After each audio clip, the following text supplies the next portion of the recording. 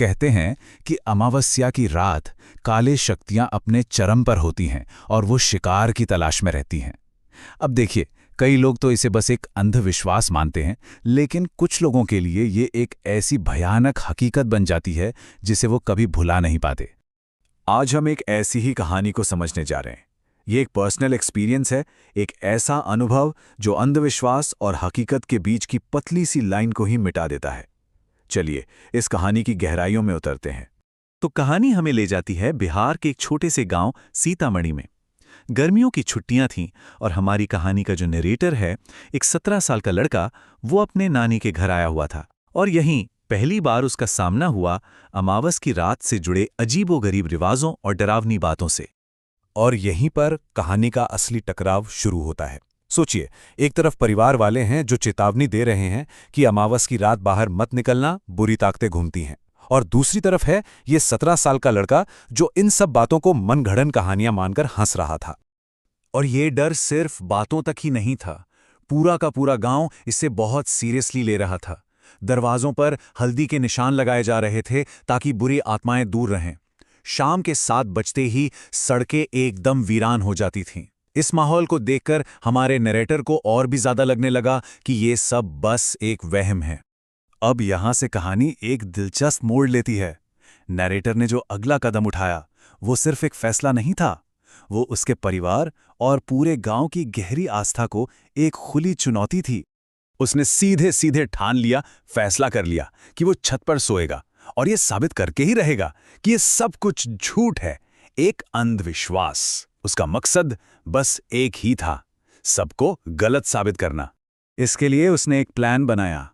अपने कजिन वीर से खूब बहस की, जिसने उसे पीपल के पेड़ वाली चुड़ैल के बारे में वार्न किया था। फिर उसने सबसे झूठा वादा किया कि वो छत पर नहीं जाएगा, और जब सब सो गए तो चुपके से वो छत पर चला गया। तो अब वो छत पर अकेला था, और यहीं से उसके सारे विश्वास, उसका सारा नास्तिकपन एक भयानक परीक्षा से गुजरने वाला था। रात के करीब 1:30 बज चुके थे। 1 घंटा हो गया और कुछ भी अजीब नहीं हुआ। उसे बोरियत होने लगी और उसने सोचा कि चलो नीचे चलते हैं।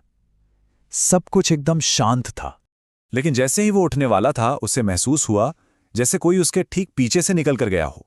पहले तो उसे लगा कि शायद घर का ही कोई है, तो उसने ध्यान नहीं दिया, पर फिर जो हुआ उसने उसे सुन कर दिया। अंधेरे में एक परछाई हवा की रफ्तार से उसकी तरफ दौड़ी और सीधा उसके शरीर के आर पार हो गई।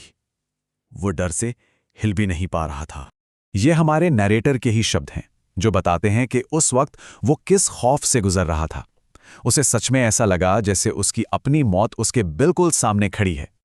और अब कहानी अपने सबसे डरावने मोड़ पर पहुंचती है। उसका ध्यान जाता है उसी पीपल के पेड़ की तरफ जिसके बारे में उसे चेतावनी दी गई थी। अभी वो अपने डर से जूझ ही रहा था कि उसे नीचे गली से पायलों की छन-छन सुनाई दी। उसका ध्यान एक नए और शायद ज्यादा भयानक मंजर की तरफ खिंच गया। जो उसने देखा वो दिल दहलाने वाला था। पीपल के पेड़ से एक चुड़ैल लटकी थी और बहुत भयानक तरीके से हंस रही थी। तभी पड़ोस के सतबीर अपनी साइकिल पर वहां आए और उनके चेहरे पर खौफ साफ दिख रहा था। नरेटर ने बस एक पल के लिए आंखें झपकीं और जब खोली तो सतबीर और वो चुड़ैल दोनों गायब थे। फिर उसकी नजर गली के आखिर में पड़ी। वही चुड़ैल भाग रही थी और उसके हाथ में मांस का एक टुकड़ा था। ये नज़ारा इतना खौफनाक था, इतना असहनीय कि उसका दिमाग और शरीर दोनों ने जवाब दे दिया। वो वहीं छत पर बेहोश होकर गिर पड़ा।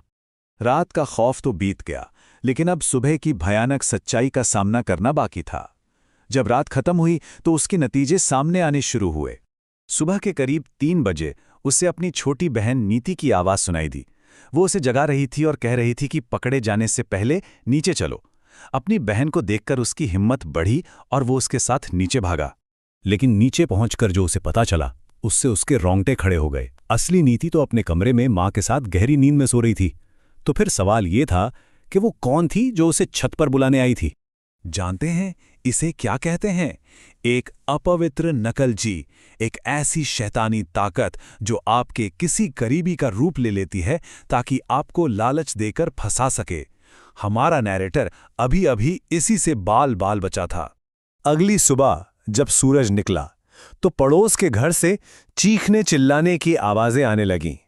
रात की भयानक घटनाओं की अब आखिरी पुष्टि होने वाली थी। और खबर दिल तोड़ने वाली थी। पड़ोसी सतबीर मर चुका था और उसकी लाश उसी पीपल के पेड़ से लटकी मिली थी। अब नरेटर का हर शक, हर सवाल खत्म हो चुका था। उसने रात में जो कुछ भी देखा था वो कोई वहम नहीं बल्कि एक भयानक हकीकत थी। इस एक रात ने नैरेटर पर इतना गहरा असर डाला कि उसका दुनिया को देखने का नजरिया ही हमेशा के लिए बदल गया। तो ये कहानी हमें एक बहुत ज़रूरी सवाल के साथ छोड़ जाती है। वो लड़का जो कभी इन बातों पर हंसता था, आज वो इन अनदेखी ताकतों के होने पर यकीन करता है। उसकी कहानी हमें सोचने पर मजबूर करती है। क्या कुछ मान्यताएं सिर्फ कहानियां नहीं होती, बल्कि एक अनदेखी हकीकत की तरफ हमारा ध्यान खींचने वाली चेतावनियां होती हैं?